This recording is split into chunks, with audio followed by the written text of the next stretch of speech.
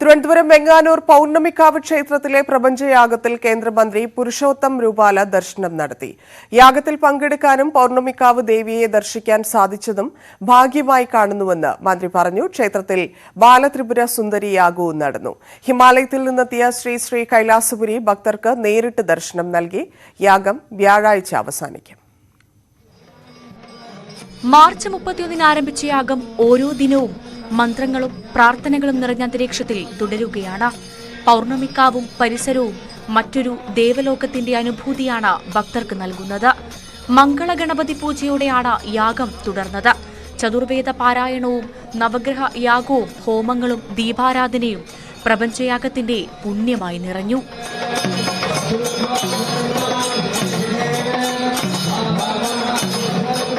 കേന്ദ്ര കൃഷിമന്ത്രി പുരുഷോത്തം രൂപാല ക്ഷേത്രത്തിൽ ദർശനം നടത്തി.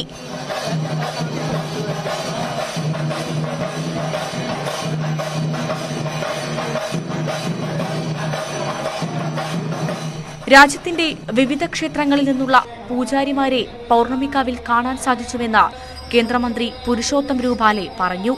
અહીંયા ચાલતા પ્રપંચ યજ્ઞની અંદર દેશભરના મુખ્ય આપણા જે તીર્થો છે ઉજ્જૈન, કામાખ્યા, ખાસ કરીને તાંત્રિક આપણી પીઠો છે બગલામુખી, એ બધા તંત્ર સ્થાનકોના આચાર્યો અહીંયા ઉપસ્થિત છે અને એક સાથે મળીને આ શક્તિ ઉપાસનાના પર્વને મનાવે છે. ISRO ചെയർമാൻ ഡോക്ടർ എസ് സോമനാഥും ക്ഷേത്രത്തിൽ ദർശനം നടത്തി. ശിവലിംഗ ദീപാരാധനയ്ക്ക് ഹിമാലയത്തിൽ നിന്നെത്തിയ ശ്രീ കൈലാസപുരി കാർമ്മികത്വം വഹിച്ചു. 254 സന്യാസി ശ്രേഷ്ഠന്മാരും പ്രപഞ്ചയാഗത്തിൽ നേരിട്ട് പങ്കെടുക്കുന്നുണ്ട്. യാഗം തുടരുന്നതിനിടെ അനുദിനം ഭക്തജനത്തിരക്ക് ഏറുകയാണ്.